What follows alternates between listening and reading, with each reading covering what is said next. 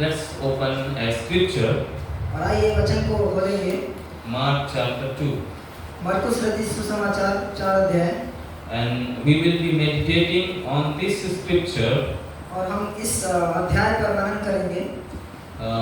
Verse 1 to 12. 2 का 11। 1 से लेकर 11 तक। Somebody can read this scripture. आप में से कोई इस वचन को पढ़िए। A few days later, when Jesus again entered Capernaum, the people heard that he had come home. They gathered in such large number that there was no room left, not even outside the door, and he preached the word to them. Some men came, bringing to him a paralyzed man, carried by 4 of them. Since they could not get him to Jesus because of the crowd, they made an opening in the roof above Jesus by digging through it and then lowered the mat the man was lying on. When Jesus saw their faith, he said to the paralyzed man, "Son, your sins are forgiven." Now some teachers of the law were sitting there, thinking to themselves, "Why does this fellow talk like that? Is blaspheming? Who can forgive sin but God alone?"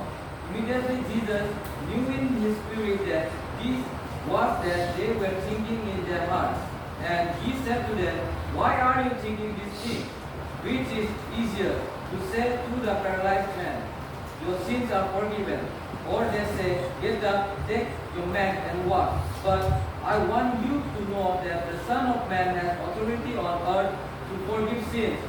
So he said to the man, "I tell you, get up, take your mat and go home."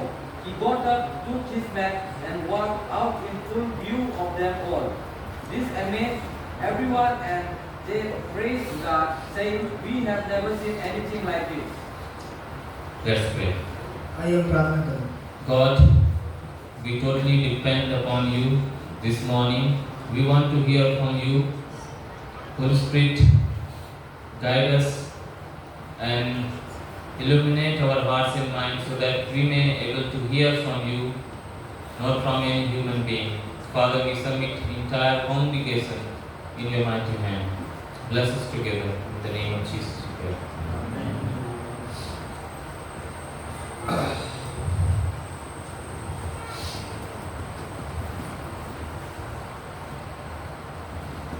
This is a story about or incident that happened in the life of one person who was paralytic. और ये कहानी है और एक घटना है जो कि एक व्यक्ति के जीवन में इस प्रकार की घटना घटी। So when you read this scripture, Jesus, और जब आप इस वचन को पढ़ेंगे, यीशु मसीह he entered Capernaum. और वो कफरनहूम में प्रवेश किया। After some day, he was previously preached in the same village, and again he came back to the same village and he was preaching in a house. और कुछ दिनों पहले वो वहाँ पे था, लेकिन फिर उसके बाद कुछ दिनों के बाद वो इसी जगह पर आया और वो प्रचार करने लगा। So hope you will follow me. और आशा करता हूँ आप मेरा अनुसरण करेंगे। And second verse it says, immediately many gathered together so that there was no longer room to receive them, not even near the door, and he preached the word of God to them. और दूसरे पद में इस प्रकार से कहता है, फिर इतने लोग इकट्ठा हुए कि द्वार के पास भी जगह नहीं थी और वह उन्हें वचन सुना रहा था। So previously Jesus has preached in the same village.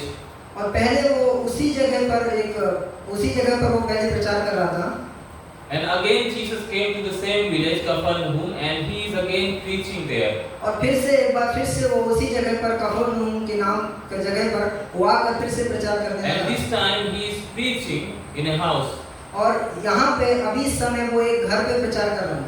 And many people think that he was preaching in a Peter's house, or so many arguments are there. और बहुत सारे वाद विवाद इस प्रकार से करते हैं कि यीशु मसीह पतरस के घर में प्रचार कर रहा था।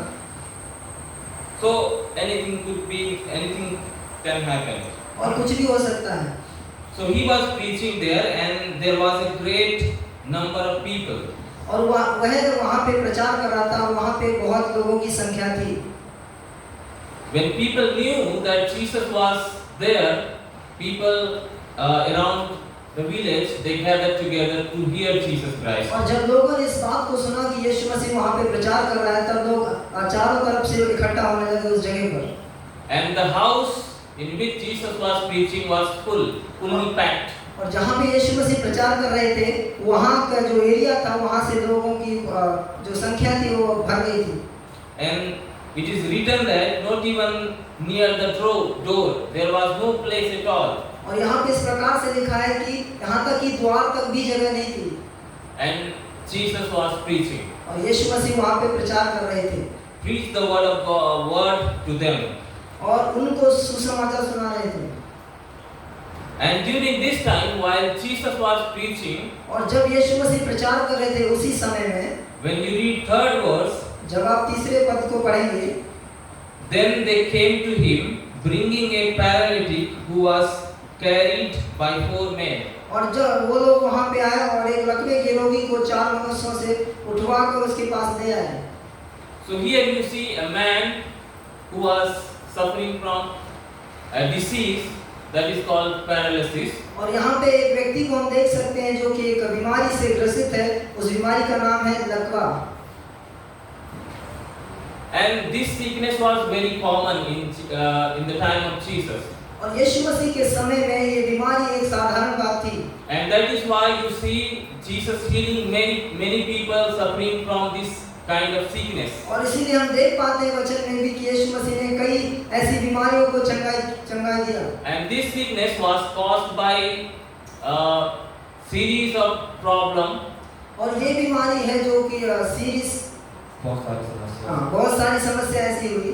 Basically this problem was caused by tuberculosis or TB. और ये बीमारी को बहुत सारे लोग मतलब इस प्रकार से किया जाता है कि टीबी की बीमारी की वजह से।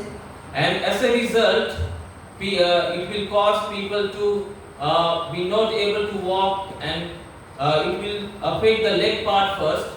और उसका परिणाम ये होता है कि वो मतलब एक इंसान को बेबस बनाता है और वो उसके पैरों में ज्यादा प्रभाव डालता है। Then it will affect the entire body. और फिर वो पूरे शरीर में ही प्रभावित करता है। So this man was suffering from this problem. और ये व्यक्ति इस बीमारी से गुजर रहा था।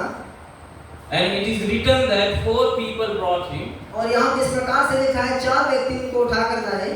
And we see when people die, 4 people carry. और जब हम इस बात को भी हम देखते हैं कि जब एक व्यक्ति मनुष्य मरता है तो उसको उठाने के लिए 4 लोग होते हैं। Likewise, here you see 4 people. In other gospel, it is written that many people were there, and along with that, these 4 people were carrying him. और उसी तरह से यहाँ पर आप देख सकते हैं 4 लोग इसको उठा रहे थे। और दूसरे समाचार में सुसमाचार में इस प्रकार से लिखा है कि बहुत सारे लोग उसको उठा रहे थे। 4 verse. 4 पद में, And when they could not come near him, परंतु जब वे भीड़ के कारण उसके निकट ना पहुंच सके, because of the crowd, they uncovered the roof where he was. तो उन्होंने उस छत को उसके नीचे से वहां था खोल दिया। So here you see a problem. 4 people brought a person who was sick. और यहाँ पे आप एक परेशानी को देख सकते हैं। 4 व्यक्ति जो उसको लाए, And they wanted to go near Jesus. और वो चाहते थे कि यीशु मसीह के करीब जाएं। But because of the crowd, they were not able to approach Jesus. लेकिन जो भीड़ के कारण, संख्या के कारण वो यीशु मसीह के पास ना पहुंच सके। And I think, और मैं सोचता हूँ they supposed to wait, or they could have waited for Jesus. उनको यीशु मसीह के प्रतीक्षा करना चाहिए और उसका इंतजार करना चाहिए यीशु मसीह का। They could have waited for the sermon to finish. और उनको इस बात की प्रतीक्षा करना चाहिए कि जब तक प्रचार समाप्त ना हो जाए। And then they could have met Jesus. और उसके बाद उनको यीशु मसीह से मिलना चाहिए था। But they did not wait for that. लेकिन उन्होंने इस बात की प्रतीक्षा ना की। They could have asked people, give us way, we want to go near Jesus. और उनको चाहिए था कि वो लोगों से पूछें कि हमको जगह दीजिए ताकि हम यीशु मसीह के पास जा सकें। They could have asked people that, can you move a little bit so that we can pass through the way and reach Jesus. और उनको चाहिए था कि लोगों से पूछ के कि हमें रास्ता दीजिए ताकि हम यीशु मसीह के पास पहुंच सकें। But nobody was able to move from their place, and nobody gave them a way to approach Jesus. लेकिन कोई भी वहां से खसकने के लिए नहीं चाह रहा था और कोई भी उनको जगह नहीं दे रहा था ताकि वो यीशु मसीह के पास पहुंच सके। And they were forced to do something else. लेकिन उनको इस प्रकार का मतलब निर्णय लेना पड़ा कि कुछ अलग करके दिखाएं। So naturally, natural ways are closed. No possible way to approach Jesus now. और जो प्राकृतिक तरीके से जो रास्ता था वो बंद हो चुके थे। Because they can by no means approach Jesus now. और वो जानते थे कि इस प्रकार काम करेंगे तो हम ऐसे पहुंच सकते हैं यीशु मसीह के पास। There was no way.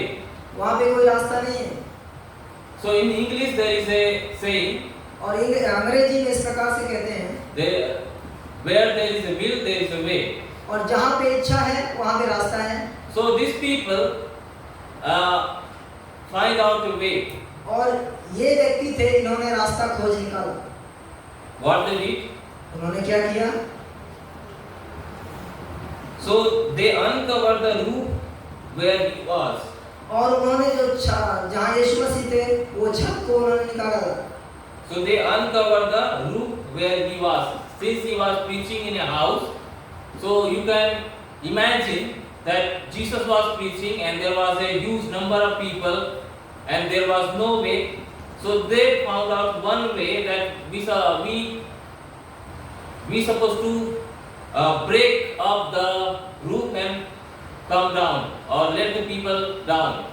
और यहाँ पे आप इस बात की कल्पना कीजिए कि यीशु मसीह प्रचार कर रहे हैं और उनके चारों तरफ में लोगों की भीड़ से भरा हुआ है, तो आप क्या करेंगे? मतलब वो जो छत की एरिया है उसको निकालेंगे तो। And this was even harder. और ये एक कठिन बात है। Because in those days house was very small. क्योंकि उस समय में जो घर होते थे बहुत छोटे-छोटे होते थे। It had only one room. और वहाँ पे केवल एक ही कमरा होता था। And one veranda or something like that. और एक जो बरामदा के जैसे होता है सामने। Where people would eat and sing songs and lot of things were done there. जहाँ पे लोग अपना भोजन वस्तु करते थे और मतलब गाना गाते थे और ऐसी बहुत सारी चीजें वो करते थे। So only one room was there in Jesus' time. I am not saying that only one room. There were rich people who had big rooms also, big house also. और मैं इस बात को नहीं कह रहा कि एक ही रूम होगा, लेकिन जहाँ यीशु मसीह प्रचार कर रहे थे वहाँ पे एक ही रूम था। So these four people, they break up the roof. और ये चार व्यक्ति थे, इन्होंने जो छत का जो मतलब छत था उनको उसको उजाड़ा। Okay, so now you can probably see that four people they are breaking up the roof. और यहाँ पे क्लियरली मतलब साधारण रीति से आप देख सकते हैं कि चार लोग हैं जो छत को तोड़ रहे हैं। And you can think about the owner of that house. और आप इस बात को सोच सकते हैं कि जो उस घर का मालिक होगा। We did not see anything about that. He was stopping them and saying that don't break my house. और हम यहाँ पे इस प्रकार का एविडेंस या फिर कोई सबूत नहीं पाते कि घर का जो मालिक था उनको इस प्रकार से कहा होगा कि क्या कर रहे थे। Simply they break up the roof and the person who was paralytic was let down. और साधारण रीति से उन्होंने छत को तोड़ा और जो व्यक्ति जो लकवे का बीमारी से पीड़ित था उनको यीशु मसीह के पास लाए। And when they had broken through, they let down the bed on which the paralytic was laying. परंतु जब वे भीड़ के कारण उसके निकट ना पहुंच सके तो उन्होंने उस छत को जिसके नीचे वह था खोल दिया और जब वे उसे उधेड़ चुके तो उस खाट को जिस पर लकवे को रोगी पड़ा था लटका दिया। 5th verse. और 5 पद में When Jesus saw their faith, पर यीशु ने जब उनका विश्वास देखकर he said to the paralytic, उस लकवे के रोगी से कहा, Son, your sins are forgiven. हे पुत्र तेरे पाप क्षमा हुए। Before that, let's read one more scripture, Hebrew chapter 11 verses 6. और उसके पहले एक वचन को हम देखेंगे इब्रानियों की पत्री 11 अध्याय उसके 6 पर। As without faith, it is impossible to please God, because anyone who comes to Him must believe that He exists and that He rewards those who earnestly seek Him. But without faith, it is impossible to please Him. For he who comes to God must believe that He is, and that He is the rewarder of those who diligently seek Him. और विश्वास बिना उसे प्रसन्न करना अनहोना है, क्योंकि विश्वास परमेश्वर के पास आने वाले को यह विश्वास करना चाहिए कि वह है और अपने खोजने वालों को वह प्रतिफल देता है। So God is the rewarder of our faith. और परमेश्वर हमारे कामों का प्रतिफल देने वाला परमेश्वर है। So here you see 4 people whose faith will be rewarded when we read the down portion of this scripture. और यहाँ पे हम उन 4 व्यक्तियों के बारे में देख सकते हैं जिन्होंने अपने काम के अनुसार उनको रिवॉर्ड दिया गया। And sometimes we get blessing because of others' faith. और कई बार ऐसा होता है कि हम आशीषित होते हैं दूसरे के विश्वास के द्वारा। We are not blessed because of our faith, we are blessed because of others' faith. हम आशीषित इसलिए नहीं होते कि हमारे विश्वास के द्वारा, हम आशीषित इसलिए होते हैं दूसरे के विश्वास के द्वारा। Here we don't read anything about paralytic man's faith. और यहाँ पे हम एक भी ऐसा बात को नहीं पढ़ते उस लकवे के रोगी के विश्वास के बारे में। We read about 4 men's faith here. लेकिन हम इन 4 व्यक्तियों के विश्वास के बारे में पढ़ते हैं। Probably these 4 men were his friends. और जो बेसिकली ये जो 4 लोग थे उसके दोस्त थे। And they approached God with their faith. और वो परमेश्वर के पास पहुंचे उनके विश्वास के द्वारा। And in Hebrew we read that whoever come near to God must have faith. और इब्रानियों में हमने इस प्रकार से पढ़ा कि जो कोई परमेश्वर के पास आना चाहे उसको विश्वास करना चाहिए। So these 4 men had faith. और इन 4 व्यक्तियों के पास विश्वास था। And believing in Jesus, they approached Him. और विश्वास के द्वारा ही वो यीशु मसीह के पास आए। There was hindrance. वहाँ पे बहुत सारी रुकावटें थी। There was no way to approach Jesus. और वहाँ पे कोई रास्ता नहीं था यीशु मसीह के पास पहुँचने के। They made their own way. लेकिन उन्होंने अपना रास्ता बनाया। Sometimes when you want to get reward from the Lord, you have to make your own way. और कई समय में जब आप चाहते हैं कि परमेश्वर से आप प्रतिफल पाएं, आपको चाहिए कि आप अपना रास्ता बनाएं। Because there will be people, there was crowd, they did not give way to them. क्योंकि वहाँ पर भी लोग थे जो उनको रास्ता नहीं दिए थे। So there are people who are not very pleasant when they see us. और वहाँ पे इस प्रकार से भी लोग थे कि जब वो कर रहे थे तो उनको शायद पसंद नहीं आया। Because everybody has their own need. क्योंकि हर किसी को अपनी जरूरत है। There were people who were sitting, they wanted to get something from Jesus. और जो वहाँ पे लोग जो एकत्रित हुए थे, जो बैठे थे, वो भी चाह रहे थे यीशु मसीह को प्राप्त करने के लिए। And that is why these 4 men did not get any way. और इसलिए जो 4 व्यक्ति थे वो रास्ता नहीं प्राप्त किए। And they made their own way. और उन्होंने अपना रास्ता बनाया। And through that way they were blessed. और उस रास्ते के द्वारा वो आशीषित हुए। So sometimes we get blessing because of others' faith. और कई समय में हम आशीषित होते हैं दूसरे के रास्ते के द्वारा। So this man, paralytic man, और ये जो लकवे का जो रोगी व्यक्ति है, when 5th verse, when Jesus saw their faith, और 5 पद में जब यीशु मसीह ने उनके विश्वास को देखा, so they had faith in Jesus that Jesus could heal his friend. उनका विश्वास था यीशु मसीह पर कि यीशु मसीह ही मेरे दोस्त को या मेरे मित्र को चंगाई प्राप्त कर दे सकते हैं। And they showed their faith by breaking up the roof. और उनके विश्वास को छत के तोड़ने के द्वारा देखा गया। They expressed their faith by breaking up the roof. और छत को तोड़ने के द्वारा उन्होंने अपने जो विश्वास को प्रतिक्रिया किया। So they had faith and now they are working out their faith. और उनके पास विश्वास है और अभी वो उस विश्वास में काम कर रहे हैं।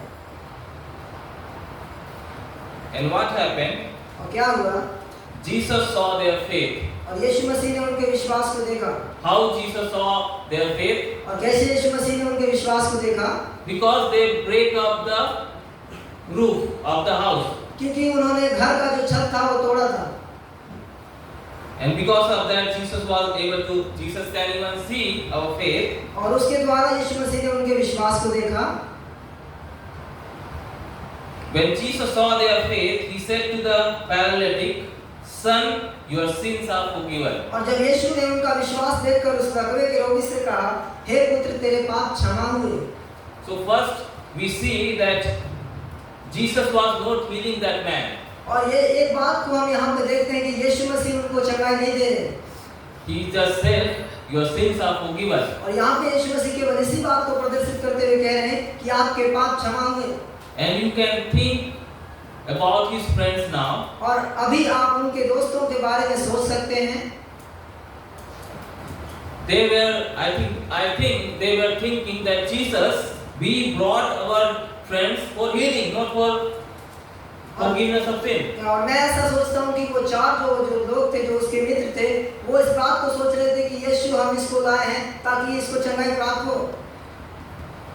But Jesus said to that man, लेकिन यीशु मसीह ने उस व्यक्ति से कहा, "Son, your sins are forgiven." हे पुत्र तेरे पाप क्षमा हुए। And let me just finish it up soon. और आइए मुझे यहाँ पे खत्म कर दें। But some of the scribes were sitting there and reasoning in their hearts, "Why does this man speak blasphemies like this? Who can forgive sins but God alone?" और वहाँ पे कुछ शास्त्री जो वहाँ बैठे थे, अपने अपने मन में विचार करने लगे, यह मनुष्य क्यों ऐसा कहता है? यह तो परमेश्वर की निंदा करता है। परमेश्वर को छोड़कर और कोई पाप क्षमा कर नहीं सकता। And 8 verse you read, "And immediately when Jesus perceived in his spirit that they reasoned thus within themselves, he said to them, Why do you reason about these things in your hearts?" और 8 पद में आप यहाँ देख सकते हैं, यीशु ने कहा, तुरंत अपनी आत्मा में जान लिया कि वे अपने अपने मन में ऐसा विचार कर रहे हैं, और उनसे कहा कि तुम अपने अपने मन में यह विचार क्यों कर रहे हो? And Jesus said that which is easier, और यीशु मसीह ने कहा, सहज क्या है? to say to the paralytic, "Your sins are forgiven," or to say, "Arise, take up your bed and walk." क्या लकवे के रोगी से कहना कि तेरे पाप क्षमा हुए, या यह कहना कि उठ अपनी खाट उठाकर चल फिर?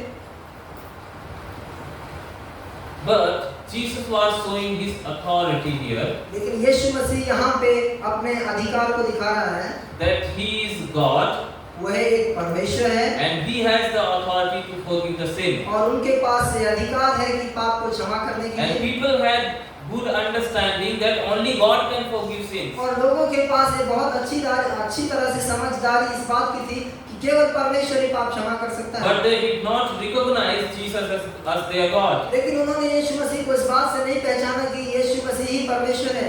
They could have understood that since he is forgiving sin, he is God. और उनको इस बात को समझना चाहिए कि अभी तक वो पापों को क्षमा कर रहा है, वही परमेश्वर है। Because only God can forgive sin. क्योंकि परमेश्वर ही एकमात्र ऐसा जरिया है जो परमेश्वर सबके पापों को क्षमा कर सकता है।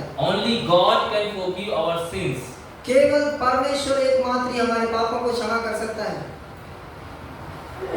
And 10 verse, but that you know that the Son of Man has power on earth to forgive sins, he said to the paralytic, "I say to you, arise, take up your bed, and go your way to your house." परंतु जिससे तुम जान लो कि मनुष्य के पुत्र को पृथ्वी पर पाप क्षमा करने का भी अधिकार है, उसने उस लकवे के रोगी से कहा, मैं तुझसे कहता हूँ, उठ अपनी खाट उठाकर अपने घर चला जा। And immediately he arose and took up the bed and went out in the presence of them all, so that all were amazed and glorified God. और वह उठा और तुरंत खाट उठाकर सबके सामने से निकल गया। इस बात पर सब चकित हुए और परमेश्वर की बड़ाई करके कहने लगे, हमने ऐसी महिमा कभी नहीं देखी। So only God can forgive sins. और केवल परमेश्वर ही पाप क्षमा कर सकता है। And God was dealing with the real problem, not the problem which is temporary. और परमेश्वर जो साधारण बीमारी उस बात पे नहीं चर्चा कर रहे थे, लेकिन जो हमेशा के लिए उस बात पर वो चर्चा कर रहे थे। So I am saying God was dealing with real problem, not temporary problem. और मैं यहाँ पे कहना चाहूँगा कि यीशु मसीह जो मतलब हमेशा के लिए जो परेशानी थी उस बारे में बात कर रहे हैं, ना कि वर्तमान समय में जो साधारण रीति पे होता है। And this man, और ये व्यक्ति he may have been suffering with this problem because of sin. और ये व्यक्ति इस बीमारी पे सफर कर रहा है, परेशानी में चल रहा है, क्योंकि और उसके पापों के द्वारा। So when real problem is removed, और जब असली जो बीमारी वो जाएगा तब, temporary problem will be removed as well. और जो साधारण रीति से जो बीमारी होती है वो भी अच्छी रीति से जा सकेगा। So here I would like to wind up my message और यहाँ पे मैं अपने मैसेज को, संदेश को समाप्त करना चाहूँगा by saying this thing: whenever we approach God, कहने के द्वारा, इस बातों के द्वारा, approach God with your faith, जब आप परमेश्वर के पास जाते हैं विश्वास के द्वारा जाएं, and your faith will be rewarded. और फिर आपके विश्वास के द्वारा आपका विश्वास ही आपको प्रतिफल देगा। Sometimes you have to make your own way to approach God, और कई समय में आपको अपना रास्ता बनाना है परमेश्वर के पास पहुंचने के लिए, because there was no way. क्योंकि वहाँ पे कोई रास्ता नहीं है। I am not saying to go out of and do unbiblical things. और मैं ये नहीं कह रहा कि उस जगह से निकल के और संसारिक रीति के कार्य को करिए। Means do your own way, make your own way. Means I am not saying that you should do unbiblical things. अपने रास्ते को बनाना, इसका मतलब मैं ये नहीं कहना चाह रहा कि आप मतलब बाइबल से हटकर उस बातों को करें। But whenever you approach God, approach with faith and make your own way to approach God. लेकिन जब भी आप परमेश्वर के पास जाएं, विश्वास के द्वारा जाएं और अपने विश्वास को परमेश्वर के पास लेकर जाएं। And sometimes we are blessed because of others' faith. और कई समय में हम आशीषित होते हैं दूसरे लोगों के विश्वास के द्वारा। And this paralytic man, he was not able to walk, but now when he was healed, people gave him way to go out. और ये जो लकवे का जो रोगी था, पहले ये बीमार था, ये चल नहीं सकता था, फिर नहीं सकता था, लेकिन उसको चंगाई प्राप्त करने के बाद वो चलने लगा, कूदने लगा और लोगों ने भी उसे रास्ता दिया। When he wanted to come, there was no way. और जब वो आना चाह रहा था उसके लिए कोई रास्ता नहीं है। But when he was healed, there was way for him to go out. लेकिन जब वो चंगाई प्राप्त किया उसके लिए रास्ता है वहाँ से जाने के लिए। So think that sometimes situations are very hard and you don't find any way, but you have to find your own way to approach Jesus. और इस बात को सोचिए कि कई समय में रास्ता निकालना बहुत कठिन है, लेकिन उस समय में भी आप अपने रास्ता को बनाइए जाने के लिए। Let's pray. आइए हम प्रार्थना करें। God, we thank you and we praise you for this time. God, as we come here to worship you, many times we come without faith. We don't have enough. We don't have faith when we approach you, but you want us to approach you with faith, and you are the rewarder of our faith. When we approach God with faith, He will reward our faith. We can see in this story or incident that Jesus rewarded the faith of that poor man.